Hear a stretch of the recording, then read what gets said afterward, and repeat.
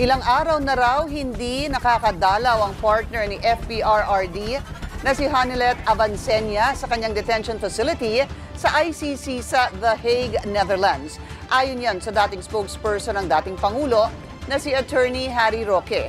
Ang iba pang detalye sa agenda report ni Rocky Ignacio ng Abante Radio Live. Mula po dyan sa The Hague. Rocky, ano na ang latest? Sayang mga pre, no, bago tayo magtuloy-tuloy mga pre, ay itong si Hanilet po ay hindi na po, di umano, nakakadalaw dito, no, kay Digong, no? Kasi bakit kaya? Yung tanong, bakit kaya? At syempre, no, itong si, si Harry Roque po. Matatandaan po natin, itong may mga lumabas po sa nabalita sa Mr. Media na sinabi mismo ni Kaufman, yung lawyer po ni Digong dyan sa Dahig na bawal na po talagang bumisita itong si Harry Roque diyan kasi talagang nagagalit daw po si Digong. Galit na daw po si Digong. Kaya ang payo daw po ni Digong dito kay Harry Roque, umuwi na lang ng Pilipinas at harapin niya yung mga problema niya dito. Diba? alam niyo ba, malaking insulto yun, no? Kaya Harry Roque, no? Alam mo, masasabi ko lang dito, si Harry Roque po, wala na po. Isinusuka na po talaga ni Sara Duterte. Sinusuka na rin po ni Digong. Diba? Kasi ako'y naniniwala po nang may access po talaga dyan sa ICC po ay si Sara Duterte. Sara Duterte po ang may access dyan. Diba?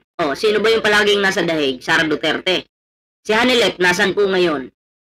Nasa Dahig po, pero hindi po makabisita kay Digong. Diba? Nandun po si Hanilet. At may video po, may interview si Hanilet na nagsalita po siya doon na hindi na nga daw po siya hindi na makabisita. Anong tawag doon? Si Bongo po, tandaan nyo. Binisita po ba ni Bongo etong si Digong? Diba wala tayong nabalita ang nag-travel siya papuntang Dahig para lang makita si Digong. Bakit po? Siyempre, si Sara Duterte pa rin po ang may access dyan. Sa loob ng, sa ICC kung sino yung pwede bumisita, sino yung hindi. Bongo, Hanilet. Diba magkakampihan? Si Bongo at Hanilet. Mas kinampihan po ni Bongo si Hanilet. Si Harry Roque, kahit para ng sardinas yan. Hindi po welcome. Kaya nga pinapaalis na po kasi, nakikita ko dito parang,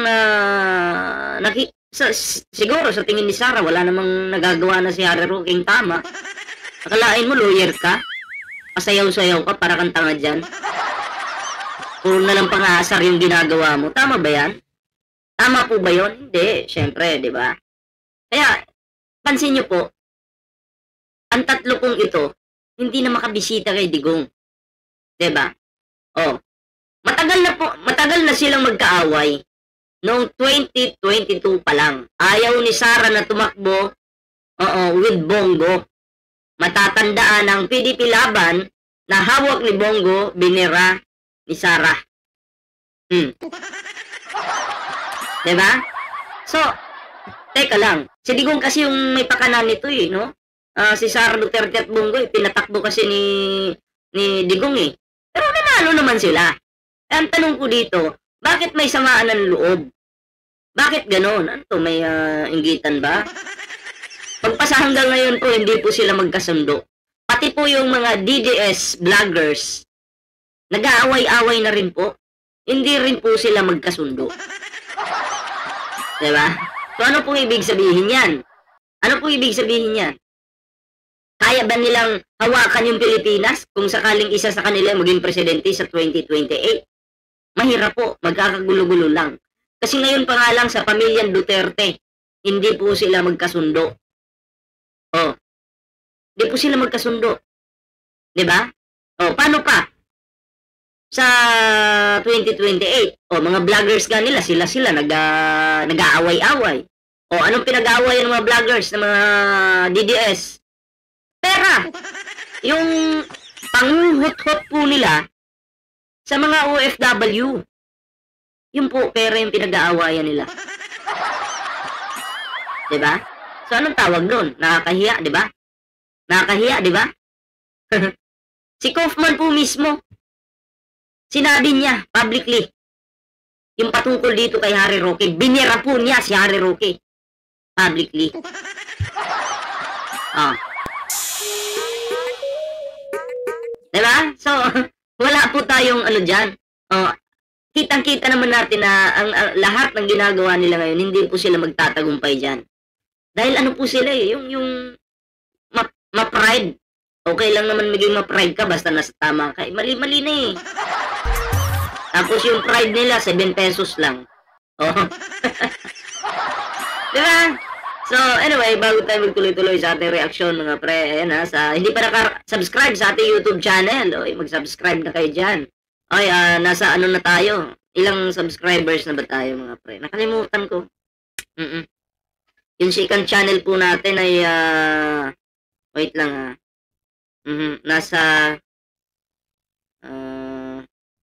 Yung second channel po natin ay nasa 242,000 subscribers na. So maraming salamat po sa mga nag-subscribe.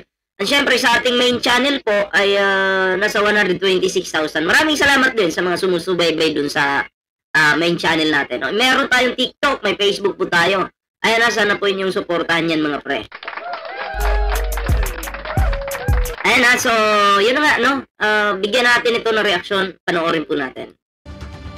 Yes, so magandang tanghali sa iyo mula dito sa The Hague. Kinky, hanggang sa kasalukuyan ay wala pa rin tayo natatanggap na impormasyon tungkol sa kalagayan ni dating Pangulong Rodrigo Duterte na nakadetain sa detention facility ng ICC. Kanselado pa rin kasi hanggang ngayon ang sinasabing pagdalaw ng kanyang partner na si Hanelet Abencena sa loob ng kulungan. Agoy! Kanselado. Oo. Bakit kaya kanselado? Bakit kaya ito yung isipin nyo? Bakit kaya pag si Sara Duterte nakakapasok? Pero pag si Hanelet, ay parang itsapuere eh. Harry Roque, ganun din.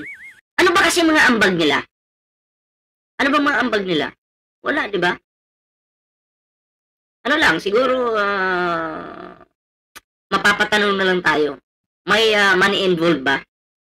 Kaya palagi silang nandyan? Eh, yun ay tanong lang ha. Kayo, ano sa tingin nyo? Kasi hindi ka naman siguro magtsatsaga dyan kung wala kang ganyan. Kaya ang tanong po ng taong bayan, isa sa tanong ko rin, si Harry Roque at Hanelet, kaya ba nandyan dahil may money involved? O may natatanggap sila? Tanong po yun ha. Ako po yung nagtatanong. Kaya pakisagot naman po ng aking tanong. Nakaharap na rin ito ng report na di umano'y nabanggit ni dating Pangulong Duterte na dapat ay umuwi na si President. Masingit ko lang po pala. Masingit ko lang ha. Ito ha. Ako po kasi kinagat ng aso. Nung kinagat po ako ng aso kasi yung aso po nila ano dyan sa tindahan. Nakatali po sa tindahan. Open po yung tindahan nila. Gabing-gabi nakatali. Kalahati ng tindahan nila naka-open. Then pag bibili sana ako, kinagat ako.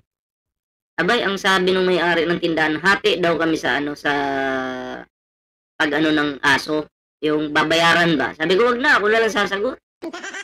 Ang dahilan nila, namatayan daw sila. Kapabayaan nyo yan. Pero nagpabakuna na po ako. Ayan o. Ayan. Ayan. So, tama po ba dahilan yun? Nasasabihin na, ay teka lang, oo, walang tao dyan, ba't ka pumasok? Open nga po walang walang, anong tawag dyan? Wala man lang gate, diba? Okay lang naman kung yung aso mo nasa loob ng tindahan, nasa labas, nakatali pa mismo sa may bilihan talaga. Kinagat ako, nagdahilan. Pati po yung pasensya na po kasi alam ko hindi po perfect yung pulis, pero may pulis po talaga na na medyo baluktot mag-isip. Meron po talaga. Ang sabi ng pulis, okay lang daw kasi para may bantay, para hindi manakawan. Natatawa ako mo. Natatawa ako. Hindi ko alam. Kasi bukas, babalik ako dun sa police station. Tingnan ko kung yung pa rin yung dahilan niya. Medyo hindi ko matanggap yun yung ganun. Dahilanan mo ako ng ganun. Ha? Oo. Magkano na ba yung multa ngayon pag hindi nakipag-cooperate yung may-ari ng aso? Paki-comment nga po para mabasa natin. Kasi ako po yung gumastos dito lahat sa kagat ng aso. Ako lang po. Hindi nakipag-cooperate yung may-ari ng aso, no? Pero magkikita po kami sa barangay sa 6. Ngayong 6 po magkikita-kita kami doon. Gusto ko lang malaman. Paki-comment nga po. Kasi tinamad ako mag-research. Sige. Ito na, tuloy na natin ito mga pre. Dating presidential spokesperson Harry Roque. Kaya kahapon wala po tayong... kahapon ba? May upload ba tayo kahapon? Parang wala yata, no? Isa lang. Sa Kasi, may inaayos lang tayo. Pilipinas at harapin ang kanyang kaso. Narito ang report. Mahigit 140 araw simula nang dalhin at i-detain si dating Pangulong Rodrigo Duterte sa ICC Detention Facility, kabilang si Hanilet Avancenia sa pinayagang makadalaw sa dating Pangulo. Kaya ganun na lamang ang gulat ni Hanilet na kanselado ang kanyang pagbisita. Alam niyo na. Nakikipag-ugnayan na po sila sa kanilang abogado at inaasahan natin na magkakaroon ng kasagutan ng hukuman sa lalong mabilis na panahon dahil ang importante nga po sa pamilyang Pilipino. Kasi, teka lang, ma'am, bigyan ko lang ng komento to si Harry Roque. Bigyan ko lang ng komento. Ito kasi si Harry Roque mga pre. Lawyer naman siya dito sa Pilipinas, kaya nga lang, pugante. Naging pugante. Hindi ko alam kung na-disbar na ba to. No, pero pugante po siya. Ang tingin sa kanya ngayon ay pugante. Ngayon, ang tanong ko dito, si Harry Roque, kahit ang sabi kasi ni Harry Roque, hindi daw siya uuwi hanggat hindi nakakauwi yung tatay niyan si Digong. Yun yung sinabi niya. Ngayon, ang tanong ko dito, anong ambag ni Harry Roque habang nasa dahig Netherlands siya ngayon? Meron ka bang naiambag doon sa legal team ni Digong? Tingin ko wala naman eh. Gusto mong makauwi, hindi ka uuwi. Bakit ikaw ba yung nagtrabaho dyan? Tinatrabaho mo ba yung kaso ni Digong dyan? Ano ang ambag mo? Di daw siya uuwi hanggat di nakakauwi yung tatay niya. Pagpalagay natin makauwi nga si Digong, hindi ka pa rin uuwi eh. Bakit? Pagdating pa lang sa airport, welcomein ka na ng Philippine National Police. Bigyan ka ng bracelet. Regalo sa'yo. O, diba? Tuloy natin. Sa sambayan ng Pilipino, malaman ang kalagayan ni Tatay Digong dahil siya ay 80 anyos na. Balik Netherlands si Malaman daw yung kalagayan ng tatay niyan si Digong dahil siya ay 80 anyos na. Pero sa panahon ni Digong, mga 80 anyos pinagpapatay din. Bakit hindi nyo inalam yung kalagayan ng mga pinagpapatay ni Digong? Kami mismo na mga PBBM vloggers, nandun mismo, nakausap namin yung mga tao na biktima ng EJK. Okay? Nakausap namin, na-interview po namin, natanong po namin. Hindi kami media, mga vloggers, yung nauna, bago yung media. Vloggers po muna, bago media. Ang sabi pa ng mga biktima, pinatay po nila yung yung anak ko. Pero yung nakalagay doon, heart attack. Pero may tama ng bala. Diba? Doon pa lang, wala na. Sabi naman, ang pangako naman ni Amy Marcos, imbestigahan daw. Pero magpasa hanggang ngayon, wala po. Diba? Ang pinagtatanggol niya palagi, mga Duterte. Kumusta naman? Ako, mas importante sa akin yung buhay ng tao eh. Yung namatay, na di umano'y 30,000, yun dapat imbestigahan. Bakit ito namatay? Bakit may tama ng bala pero heart attack yung nasa death certificate? Bakit ganoon? Ang bihira naman. Hanilet na nakatoka sa pamilya na magbantay sa kalagayan ni Duterte. Pinakahuling dalaw nito ay noong Miyerkules sa nakaraang linggo. Ito na rin ang pinakamatagal na panahon na walang pamilya na nakadalaw kay Duterte. Pero whether not matuloy o hindi, ang alam ko, ang pulisiya ng pamilya ay merong isang matitira rito, isang next of kin, para kung merong mangyari kay Tatay Digong. So may bisita o wala, meron pong kamag-anak dito na mananatili sa dahig hanggang... Ikaw kamag-anak ka ba? Ang tanong dito, kamag-anak ka ba? Are Roque. Kasi, kung ako lang wala naman ako ambag dyan. Bakit pa ako magtatagal? Diba? Lalo na, pinagtatabuyan ka na, hindi ka na welcome. Diba? Papalitan si Ma'am Hanilet, hindi po siya aalis. 4 na araw kada linggo ang schedule ng bisita tuwing Lunes, Martes, Miyerkules at Biyernes. Ikinalungkot naman ng mga taga-suporta ng dating Pangulo ang kanselasyon ng pagbisita ni Hanilet. God bless. I'm positive. God bless daw, sabi ni nanay. Nandyan daw siya, sumusuporta sa isang utak kriminal. Bakit po? Si Digong naman mismo yung umaamin na pinatay ko yan. May death squad sa Davao. Yang senador na yan, na nandyan nakaupo. Member ng death squad yan. Sino yung tinuturo niya? Si Bato de la Rosa. Na dating PNP chief. O, diba? We love our president, former president, very much. At kung ang depensa nyo, nagbibiro lang yung tatay nyo, hindi ganun. Ha? Hindi pwedeng mag-joke. Puro na lang ba joke ang ang depensa nyo? Pag ang mga maliliit na tao yung nag-joke sa harapan ng media, sa harapan ng Kongreso, Senado, kukontempt ninyo. Which is tama yun kasi nagbibiro ka, seryoso tayo dito. Diba? Tapos pag si Digong, puro na lang joke. Ganun ba? Hindi pwede yun. Kasi kahit sinabi ni Digong, ulit-ulit sinasabi niya, siseryosuhin niya ng mga Pilipino. Wala ka rin paki sa joke mo. Basta kung ano yung lumabas sa bunganga mo, yun na yung nakatatak sa isipan ng mga Pilipino. Na ikaw, na mamamatay tao ka. O, di ba? Outside. Sa harap ng kanselasyon ng pagbisita ni Hanilet sa kulungan, lumabas naman ang report na nais umano ni dating Pangulong Duterte na umalis na sa The Hague si Roque at harapin ang kaso sa Pilipinas. Maliwanag. Sabi ni Digong, Pare Roque, lumayas ka na daw dyan. Hindi ka talaga dyan, welcome. Hindi ko alam bakit ang kapal na mukha mo. Wala na kasi siyang makakapitan kahit siyang grupo. Diba? Yung malalakas kasi ngayon, dilawan. Pula. Yung green nandyan.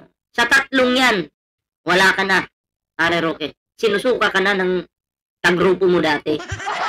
Well, unang-unang po, nagtataka ako na nabanggit siya. Nagtaka ka pa.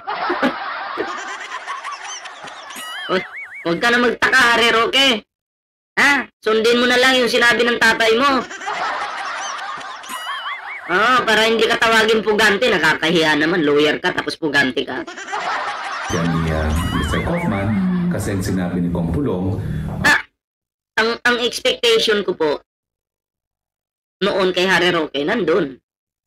Pero teka lang, makita ko yung video na sasayaw ng bangag, ngiwi. Teka lang, ganito ba talaga yung lawyer? Na parang nasiraan na ng utak. Diba? Uy, naku po. Wika daw ni Tatay Digong, pag siya makalabas, akong unang-unang taong hanapin niya. Nais ko makita niya ako. Siya daw yung unang-unang hahanapin ni Digong pag siya ay nakalaya. Samantalang sabi ni Digong, lumayas ka na. Oo. Yan, kwento mo na lang yan. Kwento mo na lang yan, Harry Roque. Bakit ka hanapin ni Digong? Wala kang ambag dyan Nung nalaman po ni Digong siguro na wala siyang naging ambag patungkol sa kaso niya dyan, sa ICC, napikon siguro si Digong. Sabi siguro ni Digong, sa gitna ng sarap, kasama kita. Kaya nasabi ko siguro, nasabi ko na hanapin kita pag sa hirap ng, pagdating sa hirap, pasayaw-sayaw ka na lang dyan. Di ka man lang gumagawa ng aksyon, pasayaw-sayaw ka na lang. Ano yun? Bakit ka pa hanapin ni Digong kung ganyan ka man? Kung ganyan ka, di ba? Oo. Isa ka na sigurong basura para kay Digong. Sa dahil kung siya man ay makakalaya. Pangalawa, pagpasensyahin na po, pero ako po'y may isang salita. Sinabi ko po na hindi ako aalis ng dahig na hindi kasama si Tatay Digong. Paninindigan ko. Si Harry Roque po pala ay may isang salita. Diba, may isang salita ka. Pero teka lang, anong sabi ni Atty. Claire Castro? Sabi ni Harry Roque, wala daw hustisya sa Pilipinas, kaya umalis siya ng Pilipinas. Versus Harry Roque. Sabi ni Harry Roque, pawiin ninyo si Tatay Digong dyan sa Pilipinas kasi nandyan yung hustisya. Abay, teka. Akala ko ba meron kang isang salita at isang paniniwala lang. Bakit magkaiba? Pag si Digong may hustisya sa Pilipinas, pag ikaw wala. Ang labo, di ba? Po yan. Kalat ka rin na nila ako. Gusto nila paalis dito sa dahig, pero hanggang hindi kasama si Tatay Digong, di po tayo aalis sa dahig. Yan, Hmm. o bukas ang nakatakda ng pagdalaw ng pamilya sa loob ng kulungan kung saan nakadetain nga si dating Pangulong Rodrigo Duterte. Subalit inihintay pa natin kung mapapasama na sa listahan ng pangalan ni Hanilet makakapunta o makakadalaw kaya sa dating Hindi po siya nakadalaw talaga, si Hanilet.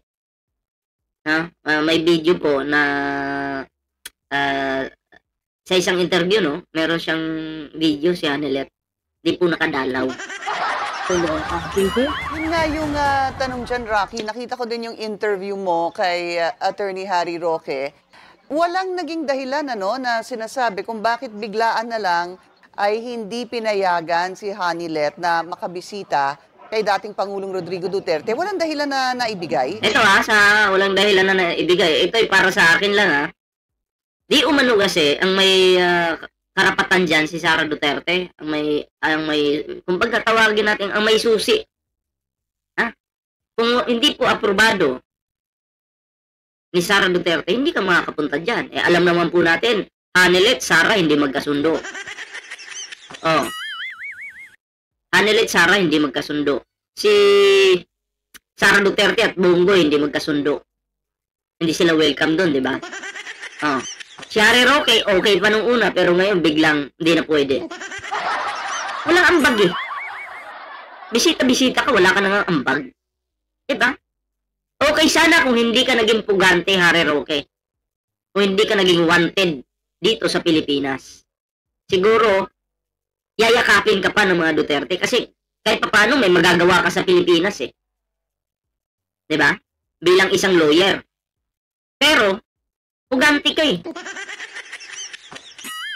Wala ka na magagawang trabaho dito sa Pilipinas. Nagtatago ka na Nagtatago ka na sa gobyerno. Diba?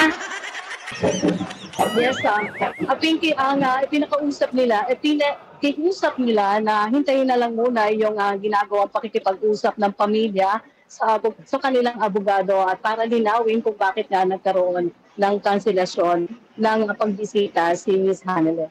Okay. At Rocky, yung kanina mong report, tila nga may problema sa pagitan ni Attorney Roque at ang lead counsel ni FPRRD na si Attorney Nicholas Kaufman. Ano bang nangyari? Dahil sabi mo nga doon sa report kanina, ay sinasabi ni Attorney Kaufman, ay sabi daw ng dating Pangulo, ay bumalik na dito sa Pilipinas si Attorney Harry Roque. Sabi naman niya, ang sabi ng anak ni dating Pangulong Duterte, ay gusto siya ang unang makita pag makalabas siya dyan sa The Hague. Medyo, ano ba talaga, Ito'y akin lang, Sinabi ko na ito kanina, pero ulitin ko lang.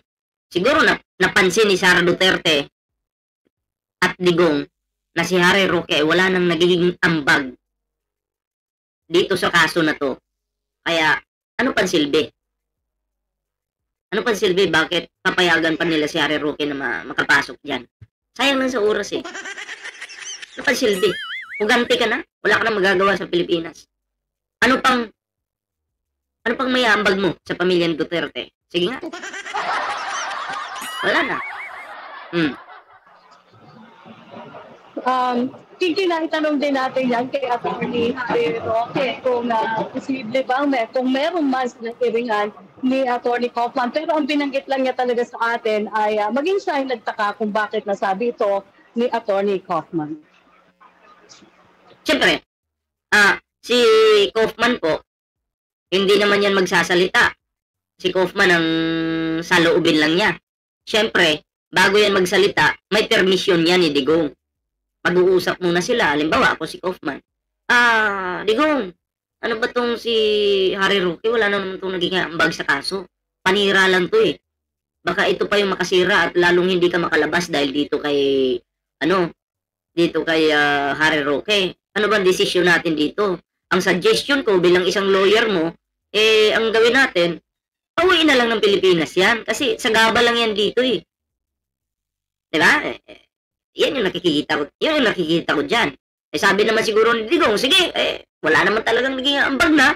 Puganti pa yan. Pauwi na ng Pilipinas. Sagutin niya yung kaso niya dyan. Kung ganyan pala, nabubuisit na ako sa kanya, galit na ako sa kanya. Parang ganun yung nangyayari dyan. Diba? Alright, maraming salamat sa iyo, Rob. So, yun lang yung reaction natin mga pre. Good luck sa iyo, Harry Roque ha. Lumiliit na yung mundo mo. So, anyway, yun lang naman yung ating reaction ngayon mga pre. Maraming salamat po sa mga sumama sa ating video ngayon. Huwag kalimutang i-share yung ating video na ito mga pre. Sa hindi pa nakasubscribe sa ating YouTube channel na Ballpoint Man 2.0, naku, mag-subscribe na po kayo mga pre. Ayan ha. Oo, iisa lang naman yung ating pangalan sa YouTube, no? Facebook at TikTok, Ballpoint Man 2.0. Pero ang main channel po natin ay Ballpoint Man. Okay, so yan ha, share this video mga pre. Sa hindi pa naka-follow sa ating TikTok, Facebook page, ay nako, mag-follow na po kayo. And syempre, pasalamatan ko lang po no, yung mga bago nating followers sa Facebook, TikTok. Syempre, bago nating subscribers dito sa ating YouTube channel, maraming salamat po. And salamat po sa inyong suporta mga pre, no? Malapit na po ang 2028. Nako. Oo. Talagang magsasama-sama na naman tayo. Magkikita-kita na naman tayo. Kung saan kanto man yan. Oo. Siyempre, ang sasamahan po natin, yung talagang nagmamahal po sa ating bansa. Yun po yung ating susuportahan. So, anyway, yun lang muna yung ating video mga pre. Kita-kits po tayo sa susunod na video. Ingat po kayong lahat.